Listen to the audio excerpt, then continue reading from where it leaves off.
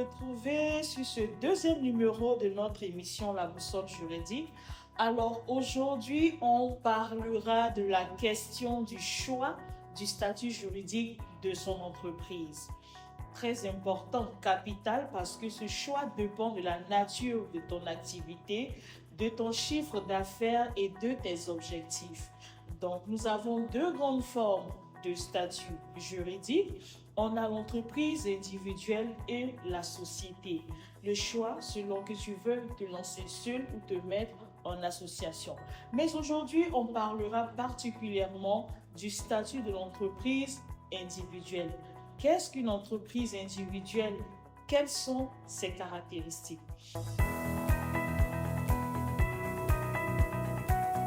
Alors, l'entreprise individuelle, comme son nom l'indique, c'est une entreprise de personnes. Et donc, l'entrepreneur et son activité et son entreprise ne forment qu'une seule personne.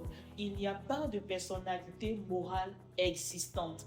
Du coup, on voit une confusion dans les affaires, une confusion entre le patrimoine personnel de l'entrepreneur et celui de l'entreprise. L'entreprise individuelle est une entreprise ou un statut juridique qui a cette gestion flexible. Donc, l'entrepreneur, il est le seul propriétaire, le seul gestionnaire, le seul associé. Il décide, il prend toutes les décisions, il n'a de compte à rendre à personne. Dans l'entreprise individuelle, une autre caractéristique qu'on peut noter, il n'y a pas de chiffre d'affaires minimum auquel l'entrepreneur est affilié. Il n'y a pas de chiffre d'affaires maximum et il n'y a pas une obligation de libérer un capital. Donc, de ce fait, à qui est réservé ou à qui peut-on conseiller cette forme de statut juridique?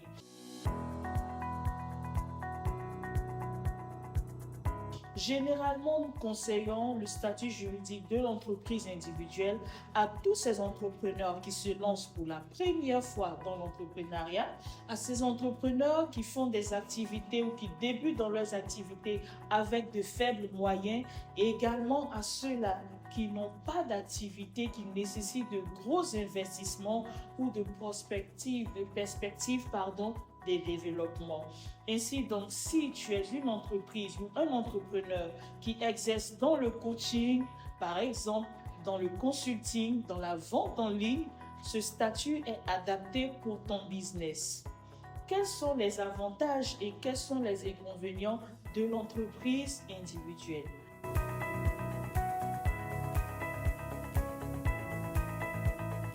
Alors, l'entreprise individuelle a des avantages. Non seulement il permet à un débutant dans l'entrepreneuriat d'avoir une meilleure lisibilité de son business, le temps pour lui de faire asseoir son activité, mais aussi on parle de cette gestion qui est flexible. Non seulement ça, mais pour constituer son statut juridique partout dans les pays de l'OHADA, on assiste à un coût de constitution assez faible.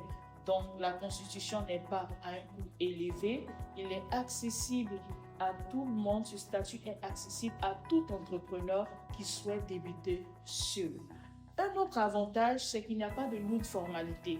Pas besoin de rédiger des statuts, pas besoin de faire une déclaration de souscription et de versement qui atteste qu'il y a un capital qui a été libéré. Donc, on a cette facilité de se constituer en entreprise individuelle sans de contraintes de formalité. Alors, comment se constitue cette entreprise individuelle? Chaque État a un organe spécifique, un organe particulier qui s'en occupe. En Côte d'Ivoire, par exemple, nous avons l'organe dénommé le CPC, qui est le Centre de promotion des investissements en Côte d'Ivoire. Donc, il te suffira juste de porter certains documents, constituer ton dossier, la pièce d'identité en cours de validité, l'extrait d'acte de naissance, une déclaration sur l'honneur, également un extrait d'acte de mariage pour l'entrepreneur qui est marié et aussi un certificat de résidence. se rendre tout simplement au guichet de l'organe compétent pour faire son enregistrement et se voir attribuer un numéro d'immatriculation. Au niveau des inconvénients, bien que le statut juridique de l'entreprise individuelle soit très intéressant pour toute personne qui débute, il y a quand même des inconvénients notoires. Premièrement, la confusion du patrimoine. Alors, cette confusion entraîne la mise en danger du patrimoine personnel de l'entrepreneur, mais aussi du patrimoine commun si l'entrepreneur est marié sous un régime de la communauté. Alors, dans ce cas d'espèce, il verra ses biens personnels être poursuivis ou saisis en cas de dette, mettant ainsi en mal le patrimoine de sa progéniture, mais aussi celui de son conjoint. Au titre des inconvénients, on note également l'hésitation des banques, des établissements bancaires à financer une personne ou un entrepreneur en entreprise individuelle. On a aussi le fait qu'il est difficile pour une entreprise individuelle de se développer. Pourquoi?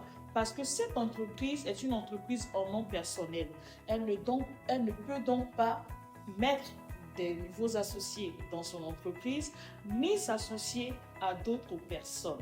Du coup, son entreprise ne peut être développée.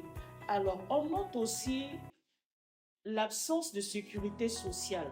Oui, l'absence de sécurité sociale parce que il n'existe pas de couverture en cas d'accident de travail, en cas de maladie, en cas de décès, ni d'allocation de chômage. Et dans ce cas, l'entrepreneur qui opte pour ce statut juridique devra lui-même souscrire à une assurance, une couverture individuelle, donc personnelle, pour se prendre en charge en cas de dommages, d'accident ou de décès. On a aussi comme inconvénient la question de la pérennité de l'entreprise. Étant donné que cette entreprise est personnelle, elle ne peut donc être transmise soit à un héritier ou à un autre associé. Alors si l'entrepreneur qui est en entreprise individuelle souhaite s'associer, il devra changer de forme juridique et ça va encore impliquer d'autres formalités de création. Alors, nous venons de voir la question du statut juridique. Premièrement, l'entreprise individuelle. Selon la constitution de ton entreprise, penses-tu que cette forme est la meilleure pour ton business? Nous sommes ouverts pour toutes vos questions. Ainsi prend fin notre deuxième numéro.